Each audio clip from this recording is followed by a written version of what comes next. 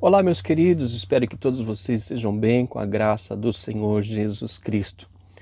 Vocês devem ter observado que eu tenho feito algumas exposições de campo social, político, nas minhas redes sociais. E eu quero aproveitar esse tempo para poder justificar as minhas atitudes com relação a essa questão. Primeiramente, eu quero apresentar o que eu creio e peço um pouquinho só da sua paciência. Eu quero ser o mais objetivo e breve possível. Eu sou um cristão protestante pentecostal e eu creio na triunidade divina, no poder e no amor de Deus, na obra redentora do Senhor Jesus Cristo, na pessoa divina do Espírito Santo e a sua obra regeneradora.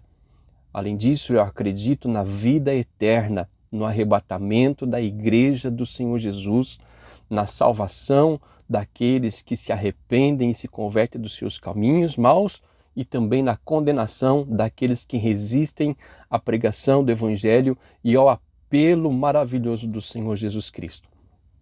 E a minha expectativa com relação ao que nós temos na Bíblia Sagrada é da seguinte forma: o que está escrito no livro de Filipenses, capítulo de número 3, versículo de número 20, diz assim: mas a nossa cidade está nos céus, de onde também esperamos o Salvador, o Senhor Jesus Cristo.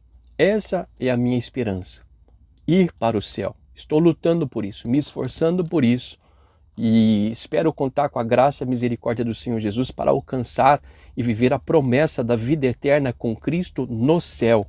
Esta é a minha esperança.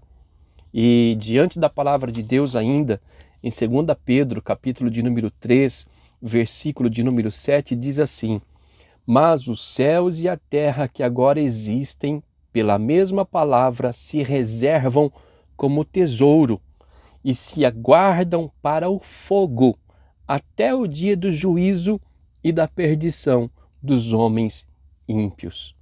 Ainda no versículo de número 10 ele diz: mas o dia do Senhor virá como ladrão de noite, no qual os céus passarão como grande estrondo, e os elementos ardendo se desfarão, e a terra e as suas obras, ou as obras que nela há, se queimarão.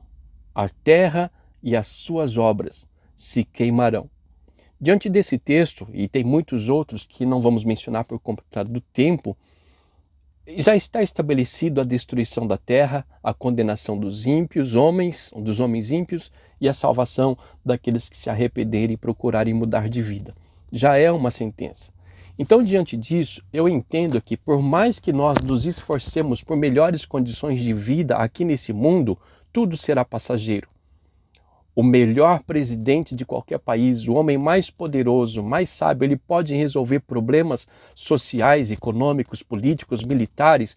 Pode resolver? Sim. Nós podemos viver um momento de bonança na Terra? Sim. Mas tudo isso será temporal, passageiro. Já está estabelecida uma destruição para esse mundo, conforme nós vimos na Bíblia Sagrada. Mas, enquanto eu estiver vivendo nessa terra, eu entendo pela palavra de Deus que também o meu dever é ser testemunha de Cristo, pregar o Evangelho como eu me esforço para fazer, mas também procurar melhores condições de vida para a minha família, para a minha posteridade e para a sociedade como um todo. E como embaixador do reino de Deus, que é um reino de paz, que é um reino de justiça, eu também tenho que lutar por esta justiça sendo estabelecida sobre a terra enquanto nós estivermos aqui. Pelo menos que se prolongue esse tempo. Como cristão, eu preciso defender princípios que são baseados no Evangelho e na palavra de Deus. E por isso eu tenho que lutar por condições neste mundo e no Brasil que favoreçam a exposição e a vivência da minha fé. Por isso, eu estou apresentando e expondo as minhas opiniões e posições sociopolíticas, para que, de alguma forma, eu possa estar contribuindo para o prolongamento da minha possibilidade de estar vivendo o Evangelho do Senhor Jesus enquanto estiver aqui nessa terra. Minha esperança é os céus. E o que a Bíblia Sagrada me diz lá em 1 Coríntios, capítulo de número 13, esse cântico exaltando o amor? Versículo de número 7 diz assim: o amor não se folga com a injustiça. O amor não tem prazer na injustiça, mas ele folga com a verdade.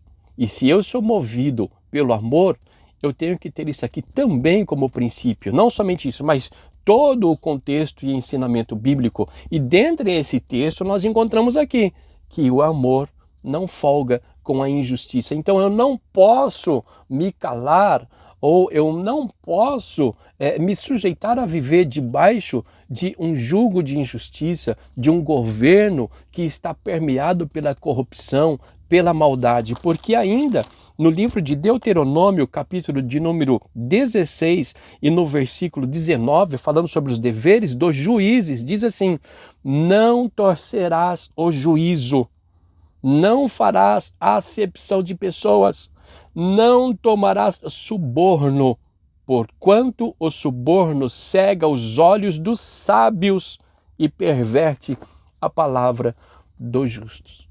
Então, diante desses versos que nós temos na palavra de Deus, e muitos outros que poderíamos citar, mas o tempo seria muito estendido, eu justifico aqui e coloco a razão das minhas exposições a respeito do que acontece no Brasil e a respeito do que acontece com a sociedade brasileira e por que eu estou me posicionando e tomando parte em algumas questões. Porque dentro da palavra de Deus, eu sou um embaixador de um reino que se predomina a justiça, o amor e a paz. E estamos vivendo dias aqui no Brasil e no mundo em que a justiça está sendo tolhida, em que a corrupção está dominando os homens e fazendo com que haja uma opressão terrível diante ou sobre os simples de coração. E é uma questão que eu não posso concordar por simples fato de ter princípios cristãos, por ter princípios bíblicos. Porque eu defendo uma política do espectro direitista, conservador, liberal.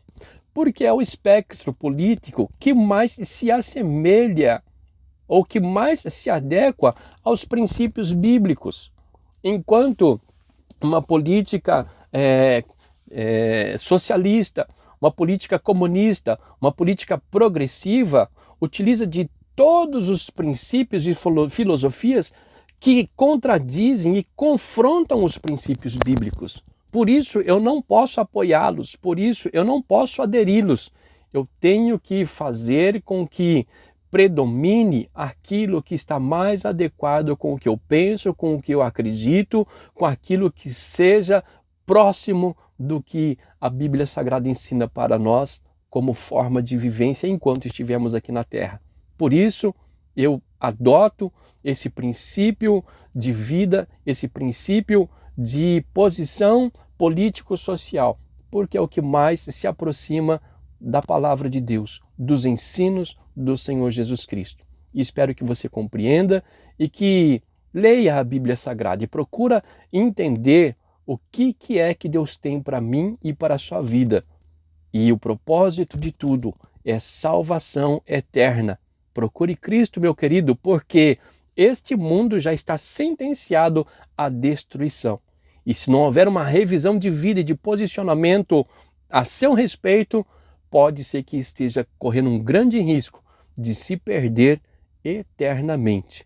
Que Deus em Cristo abençoe a sua vida.